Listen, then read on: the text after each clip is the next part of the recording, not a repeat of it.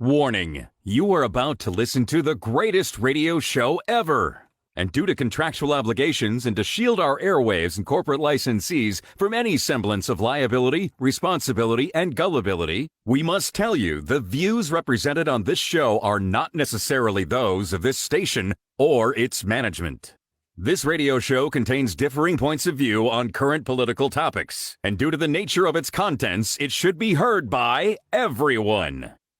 Thank you for listening. 3, 2, 1. Now live from the Devil Radio Studios in Madison, Wisconsin, where the political party is just beginning. Welcome to the Devil's Advocate Show.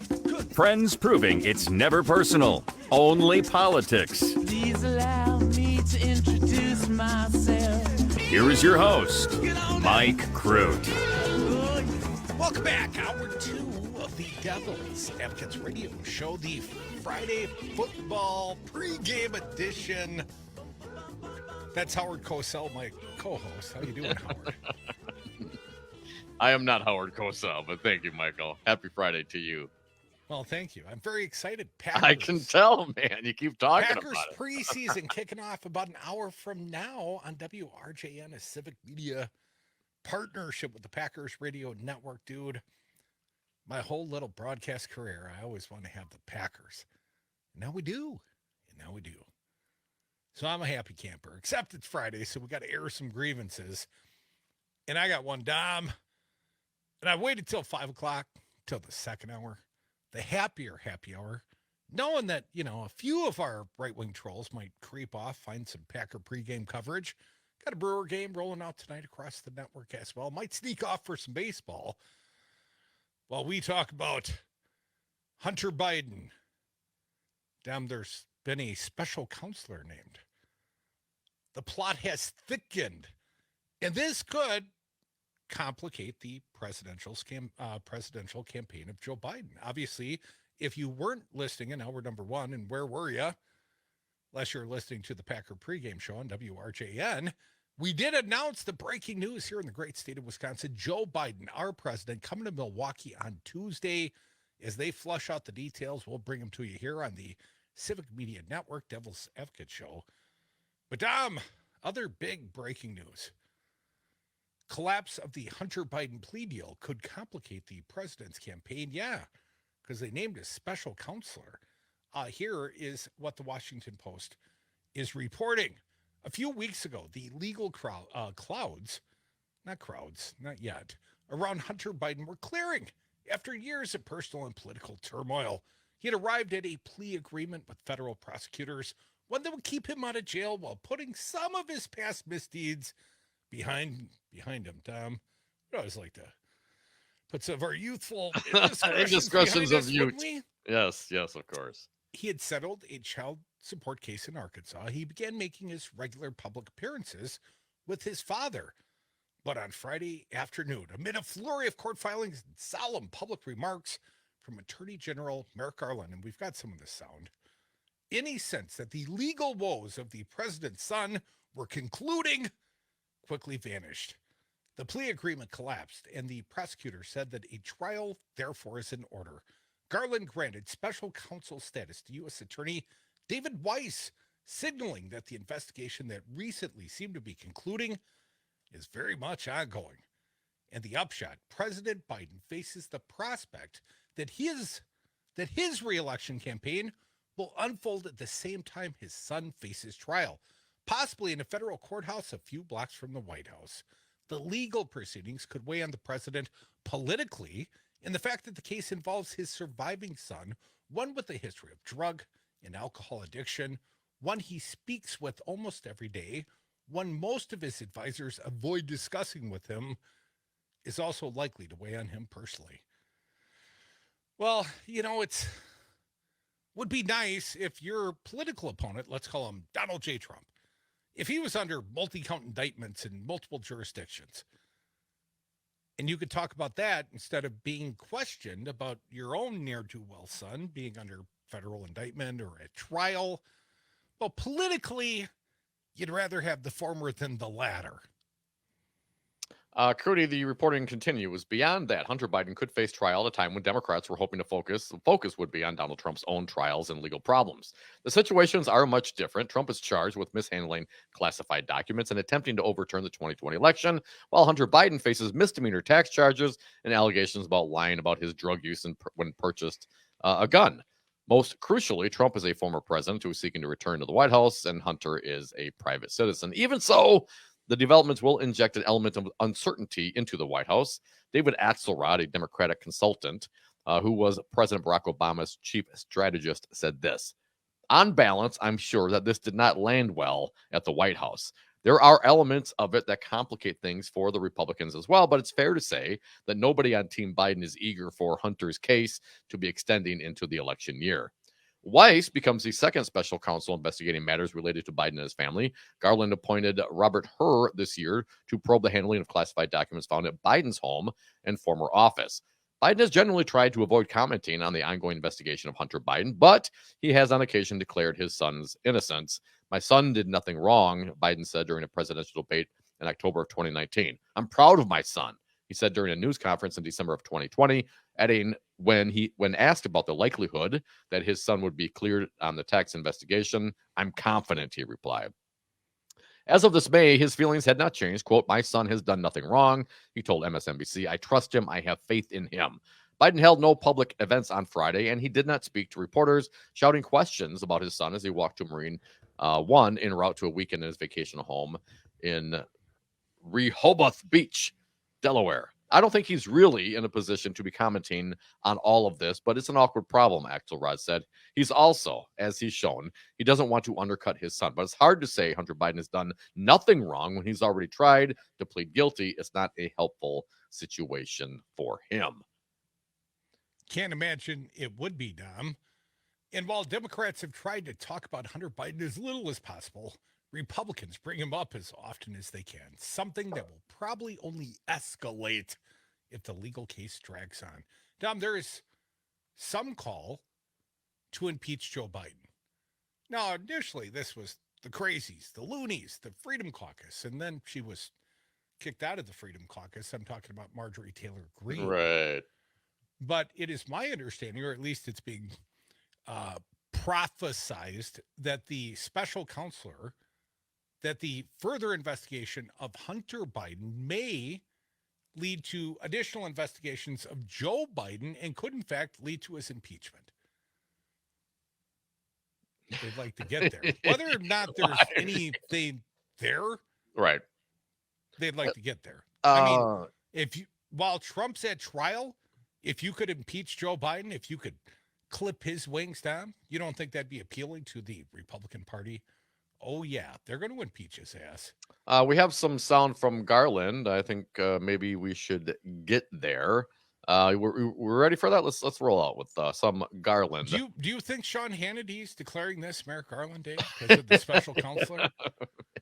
Let's hear what Garland has to say. Cut number 1, please, if you would. On Tuesday of this week, Mr. Weiss advised me that in his judgment, his investigation had reached a stage at which he should continue his work as a special counsel, and he asked to be so appointed. So apparently he did this month. He didn't last month. Remember all the back and forth? Did he ask to be a special counsel? Did he not? Well, now he has asked, and he has been appointed. Let's do cut 2, if you would, please, Nate. I'm here today to announce the appointment of David Weiss as a special counsel, consistent with the Department of Justice regulations governing such matters. Let's continue on. AG Garland Weiss, cut 3. Mr. Weiss has told Congress that he has been granted ultimate authority over this matter, including the responsibility for deciding where, when, and whether to file charges, and for making decisions necessary to preserve the integrity of any prosecution. I think perhaps Hunter Biden should run for president, and he could talk about how political this is. A little more from AG Garland. Cut number 4, please. I have concluded that it is in the public interest to appoint him as special counsel. Okay, cut 5. What about the authority? As special counsel, he will continue to have the authority and responsibility that he has previously exercised to oversee the investigation and decide where, when, and whether to file charges. A.G. Garland talking about the special counsel appointed. Cut number 6, please.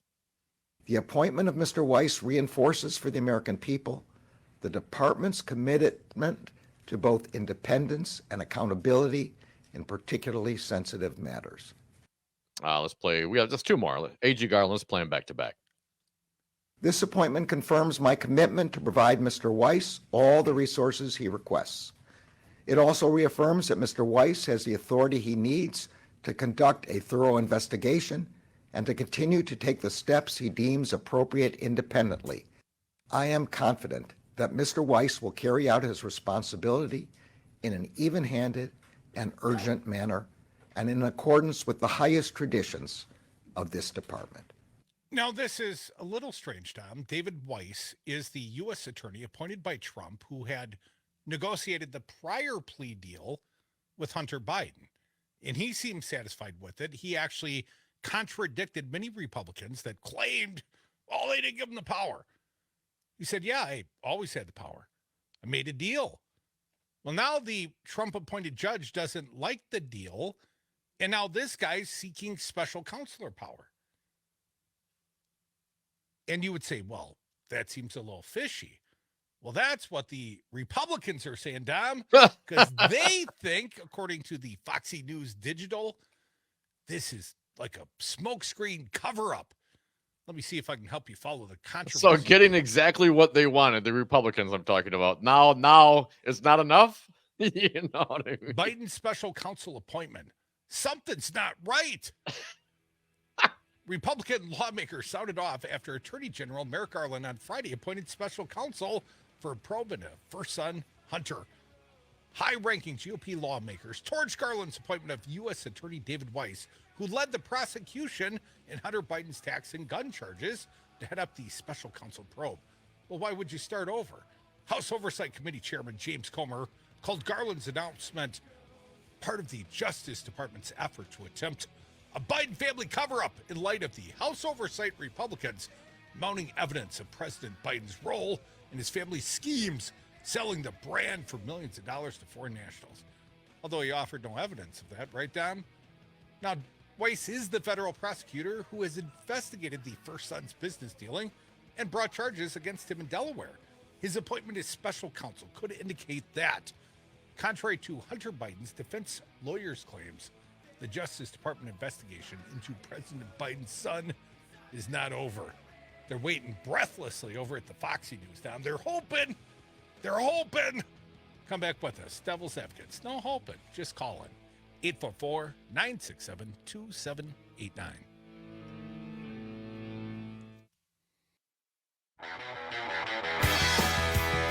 Malarkey. The Devil's Advocates invented malarkey. And we're back. Thank you for listening to the Devil's Advocates radio show, taking your calls, airing the grievances. 844-967-2789.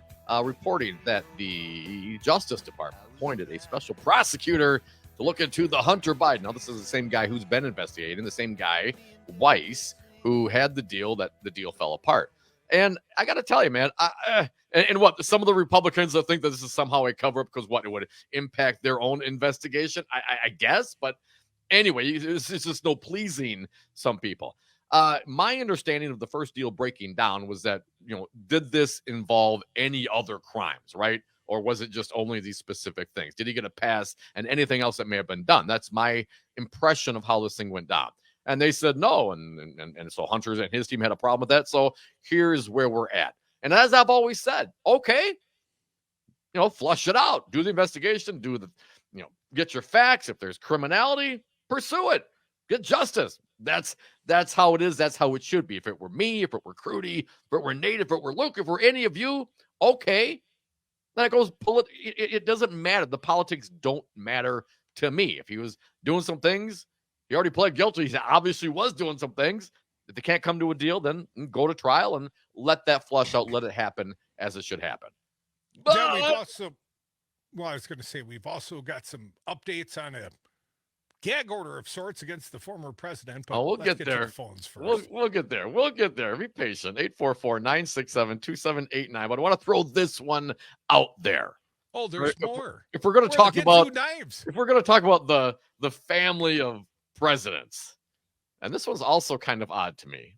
The Hill reporting, House Oversight Committee Chairman James Comer said Thursday that Jared Kushner, former President Trump's son-in-law and senior advisor while in office, crossed the line of ethics by accepting a $2 billion investment from the Saudi government in his private investment firm 6 months after he left the White House.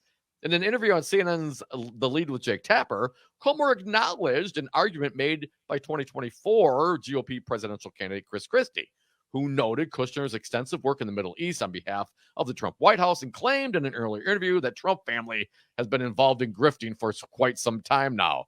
Comer, however, sought to draw a distinction between Trump's family business dealings and President Biden's families, which Comer suggested he viewed as more severe. And here's the quote.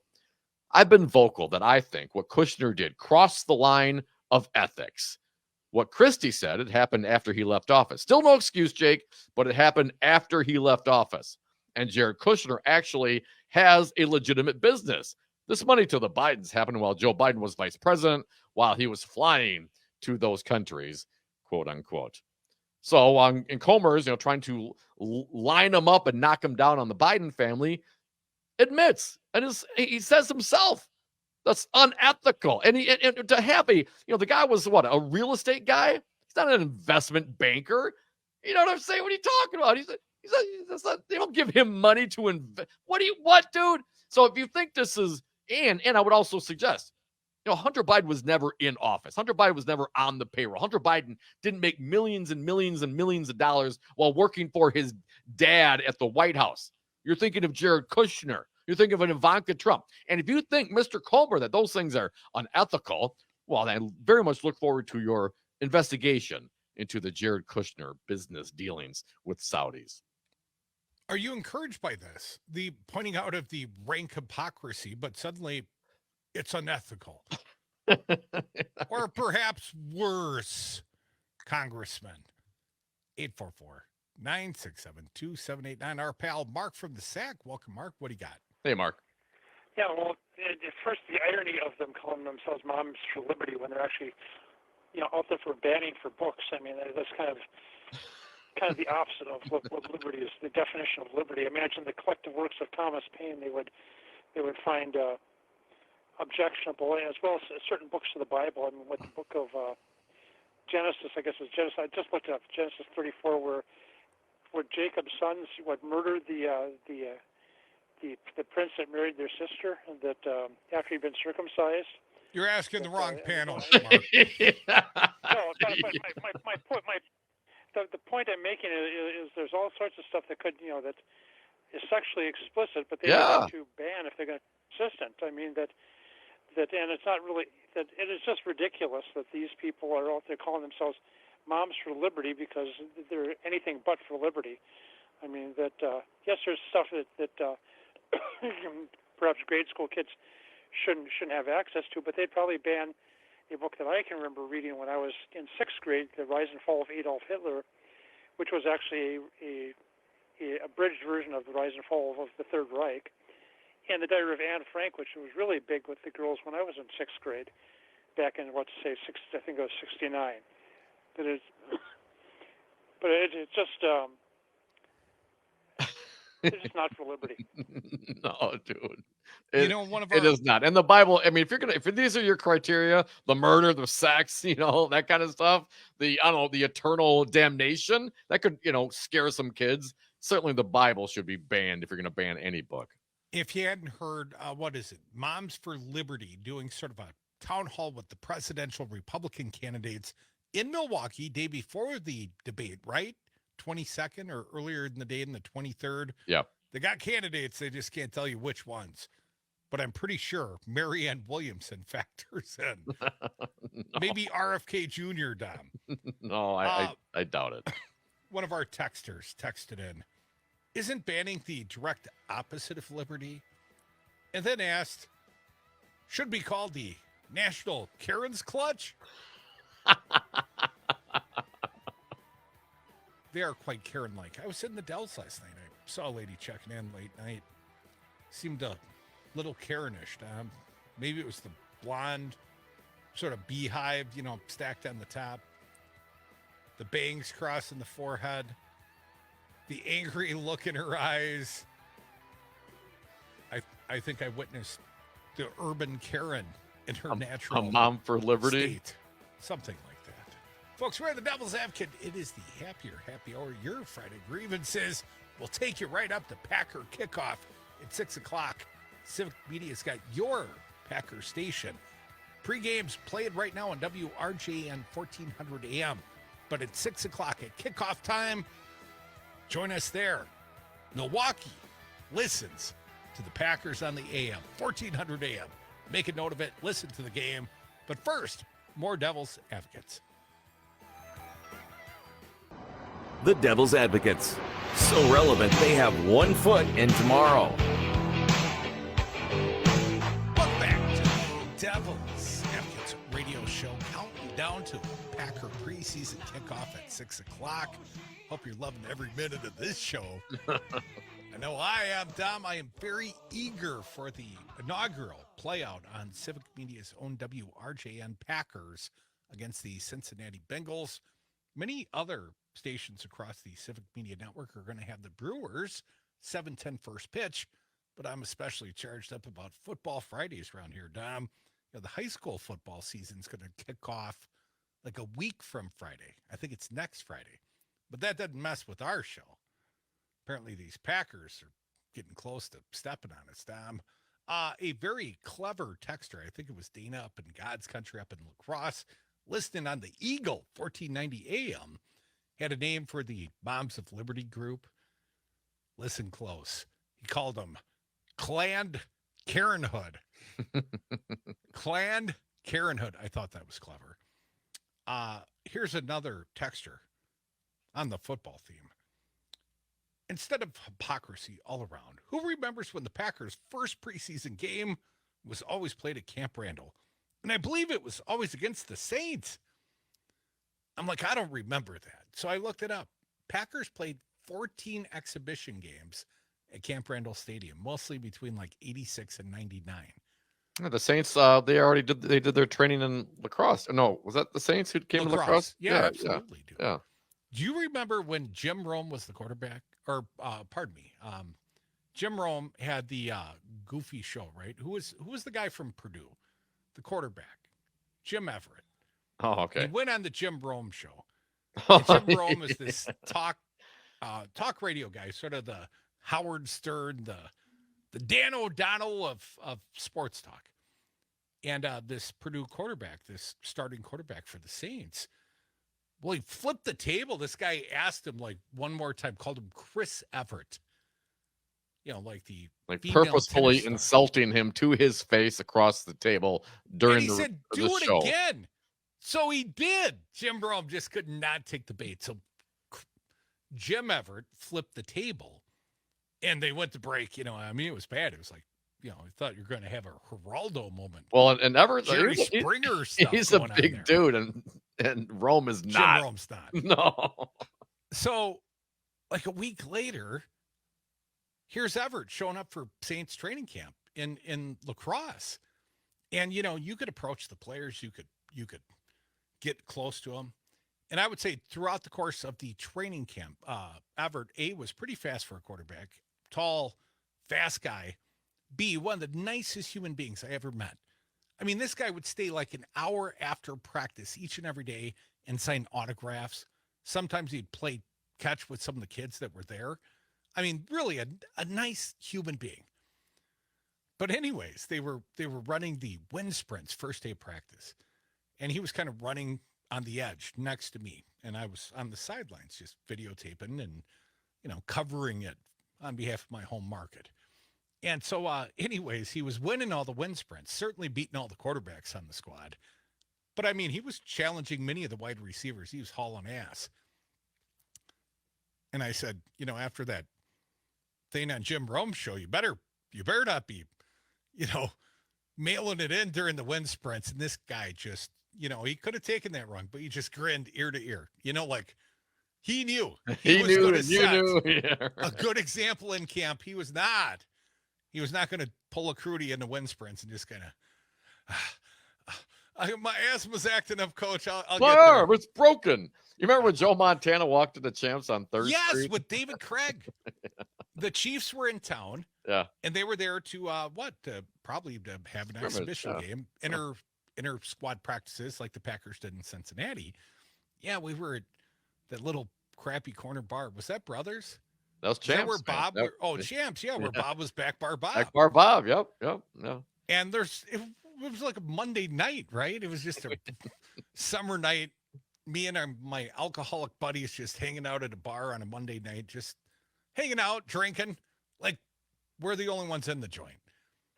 And what happened? Who snuck in the back door? Well, Joe Montana walks in the door and instantly recognized, right? Didn't Bob yell, "Hey, Joe!" And Joe Montana turned around and walked out the door. It was a very short visit. Yes, I don't think he was ready for any of that. I just wanted to hang out a little bit, so I get it. Bob, come on, Bob. We could have, you know what? We would have taken selfies in this day and age. But back then, man, you didn't have selfies. If you didn't get an autograph, all you got's a story for the radio. 844-967-2789. You know, I got plenty of those. Thank God there weren't cameras and cell phones back then. Oh, man. There'd be some stuff on the internet we'd never the what? Never get rid of. Cell phones? Bill from 844-967-2789. Bill, you're up. Welcome. What do you got for us? Welcome, Bill. What do you got? A couple of things. First of all, I'm amazed that the Republicans with Hunter, they kind of missed or it slipped by them about Jared Kushner and $2 billion, but what $2 billion these days? And, big deal. But I thought they were the crew that was against weaponizing. And are they weaponizing now or not? But I'll leave you with this last thought. This morning I'm on the internet, and who pops up but Scotty Walker, making the claim that if we roll back Citizens United, it will just be devastating to the country. Oh, I wish I could have called him. Well, it'd be devastating to his paycheck, Bill. He would have no purpose for existing as a highly paid front man for the Young Adolph's Foundation if it weren't for Citizens United. That's right. No, you're right. But I just couldn't believe the audacity of that Wisconsin's favorite idiot that comes out and says it would be devastating. I just thought, Scotty, why don't you just call it quits, turn you out to pastor, make a gelding out of him? He's done. He really is. But anyhow, thanks. By the way, you guys are probably the best there is in the radio you do, and I hope you're aware of it, and I hope you get the awards you deserve. You do a great job of educating, not alienating. You're the best. Thanks, and have a great weekend. Have a beer on me. Oh, Bill, right on, Bill. Appreciate it. Send cash or loose joints. Either one. All accepted. I need to work on my alienation, Bill. I guess we're not doing it enough. Appreciate your thoughts, your calls, 844-967-2789. The other breaking news of the day, let's throw it out before Crute gets going. Another football I was going to talk about the Packers or maybe, doing a bar party, getting out with the people because, they used to supply me with loose joints that got me through the winter, Dom. It was like being a squirrel with nuts. Those loose joints got me through a long winter last winter. Well, it got you through college all the time, man. Whatever happened. We partied the night before. Yeah, come on. 844-967-2789. Political reporting. The other big news of the day, Kyle Cheney, U.S. District Judge Tanya Chutkan warned Donald Trump and his attorney Friday that repeated inflammatory statements about his latest criminal prosecution would force her to speed his trial on charges related to his bid to subvert the 2020 election. Quote, I caution you and your client to take special care in your public statements about this case. I will take whatever measures are necessary to safeguard the integrity of these proceedings. Chutkan's stark admonition came at the conclusion of her first courtroom session in the newest criminal case against former president. The aim of the hearing was for special counsel Jack Smith prosecutors and Trump's attorneys to hash out disputes about the handling of evidence in the case. Once Chutkan enters a so-called protective order governing evidence, prosecutors say they're prepared to share millions of pages of documents with Trump's team, jumpstarting the case and setting it on a path to trial. But Chutkan, aware of the national spotlight on her oversight of the explosive case, repeatedly emphasized that she intended to keep politics out of the courtroom and treat Trump like any other criminal defendant.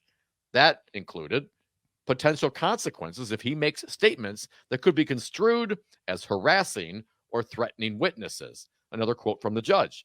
The fact that he's running a political campaign has to yield to the orderly administration of justice. If that means he can't say exactly what he wants to say about witnesses in this case, that's how it has to be. Even arguably ambiguous statements from parties or their counsel, if they can be reasonably interpreted to intimidate witnesses or to prejudice potential jurors, can threaten the process. The more a party makes inflammatory statements about this case, which could taint the jury pool, the greater the urgency will be that we proceed to trial quickly. Quickly. Is that like imminently? The other term I like when they move to trial with alacrity. Let's move them to trial with alacrity. Alacrity. So, yes, the judge not taking any crap. I think most of the reporting went down the middle on this. Of course, Trump's team wanted everything released, and Jackson want nothing, and so this protective order will cover sensitive information, not the unsensitive information. So, okay, good. I think she's going. The impression I get is she's going to manage this thing properly, and I love the fact. And I was reading some of the live tweeting of some of the social media folks today, essentially saying that, look, his day job doesn't matter that he's running. It's a day job. That doesn't interfere with this justice, with this administration of justice. That takes a back seat. I'm paraphrasing here, but that's encouraging to me. Because I basically said the same thing. Who cares if he's running for a political office? He's not the president now.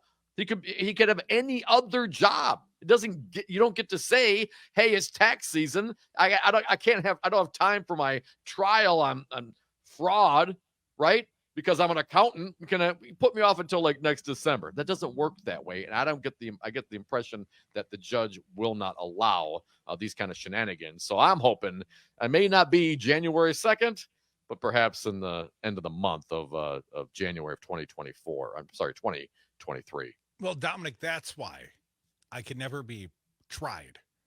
Because I work 365, man. Always doing working. This job is always a working. Full-time job. Yeah. Always working. Got a couple of texters. They want us to remind you that if you're looking for the Packers Game Day Radio, we are the Packers Network station. A couple of different markets around the great state. WRCO in Richland Center. People down there, they know that well. Up in the Northwoods there, hey. Our newest affiliate, at least it's coming soon, Park Falls 98.3 FM, QFM. Big old country stick in the Northwoods with lots of Packers on it, Dom. And the newest, the shiniest, WRJN in Racine, Kenosha. And I want people up in Milwaukee to know, you can listen to the Packers game on the Civic Media Signal.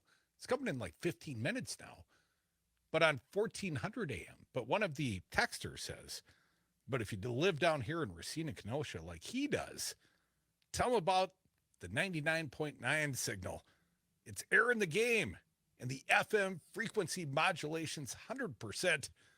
TNA's better. Someone really likes the FM modulation, the frequency modulation. Flux capacitor is working at full efficiency.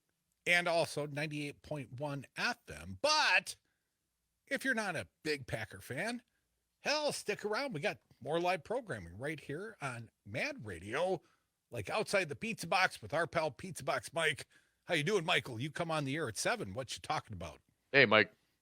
I don't know, but if you guys are getting awards, I should get one for alienating the crowd. Yeah. What, I believe in UFOs. Doesn't that count? Oh, never mind. That's nice. What I'm dealing with. Good dad I'm joke. dealing with that level of mentality that you got to beat it down. You got to beat it back. Crute, you were saying that earlier in the week. We got to fight back. Yes, we do.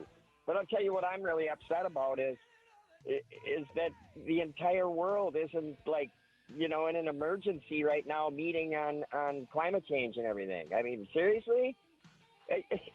Hawaii, blowing up like that is just, it's unprecedented, just like all the other things that are unprecedented right now. The hottest month ever.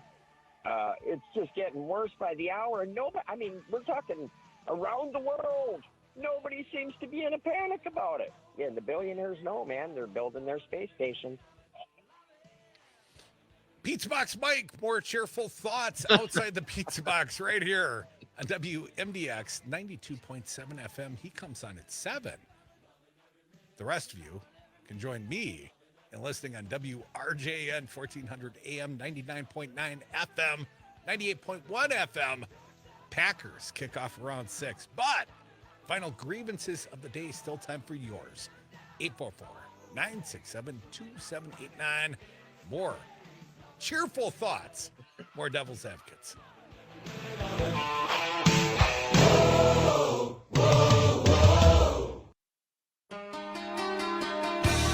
The Devil's Advocates, making radio great again.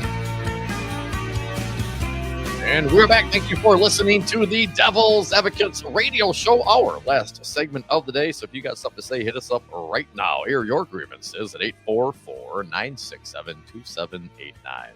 Tom, going to the phones, straight to the lines. It's all about the lines. Jake from Brookfield. How you doing, Jake? Hey, Jake. Hey, I'm doing well. Thanks for asking. So I was thinking about the segment on Favre in Mississippi earlier, and just Mississippi being in the news, and I thought of the American folk singer Phil Oakes and his song, Here's to the State of Mississippi. Pretty accurate still. I mean, it's not entirely fair, I would say, but if you guys have a chance, give a listen to it. Jake, could you hum a little, sing a little for us? I'm unfamiliar with the song. I'd like to look it up, but you got to sing like, give us a little flavor. You can, like rap it style. You can talk through it, but just give us a little flavor, Jake. I would not do it justice. I would butcher it. Well, that's good radio too, Jake. We're okay with that. Take what we can get, man. What's it called, Jake? What'd you say it's called? The song about Mississippi? It's Here's to the State of Mississippi by Phil Oakes. Not entirely fair, I would say, but it is pretty accurate in my opinion. Well, we'll put our fine production team on looking that one up. I'm unfamiliar. I'd like to be able to hum along with that one by the end of the show, Dom. 844-967-2789. Rico from Rock County. How you doing, Rico? Hey, Rico. Hey, doing good as usual. You ever in a bad mood, Rico? I mean, I'm not complaining, man. You want me to sing? You want me to sing? If you know the Mississippi song, sure, sing the Mississippi song. If you know the words. I ain't got no Mississippi song. Listen to this. What was I thinking of? Now I forgot about it. I was going to say something totally different anyway. Doesn't matter. These moms for fascists. That's where I want to go. Oh, moms for liberty. Moms for liberty. Yes, yes. Yeah, do you guys remember George W. when he first invaded Iraq? Actually, it was called and they got this on paper, by the way, guys, if you want to look it up. Operation Iraqi Liberation. But they had a little problem with the acronym there, if you want to spell it out in your head. It's OIL, folks. Oil, because that just didn't work for them, And I'm thinking, these moms, they need to do the same thing. Get rid of the liberation thing, put the F in there, because then we could just call you the MFFers, and stick in fascist. I like it. Rico, you win, man. You win. You win. Rico, I'm gonna cut you off, man, because I appreciate your stellar humor, but you're walking that line, and you look too like close. You sound a little like you've had a good time this Friday afternoon. It is after work, after 4:20. Rico might cross that line. You can't ever cross the line. We are now renaming Moms for Liberty to Moms for Fascism, known as the MFFers. Yeah, I can see it. That's a tough one. Careful. Well, Dom, you've got a bad reputation. Don't pull a Maggie now. We don't talk about that. Not around Maggie. She'll beat your ass. 844-967-2789. So no trip to Des Moines. I hear Trump's out as well.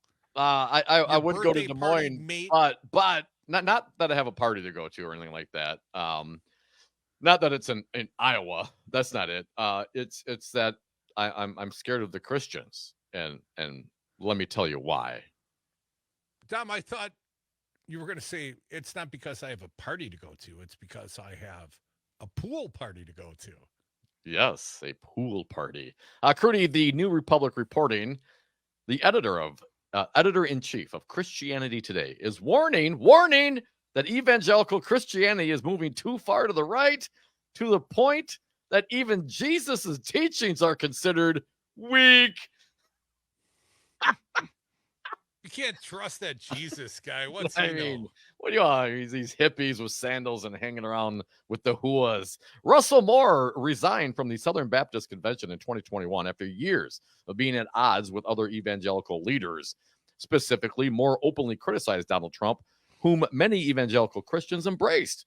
Moore also criticized the Southern Baptist Convention's response to sexual abuse crisis and increasing tolerance for white nationalism in the community. Now he thinks his religion is in crisis.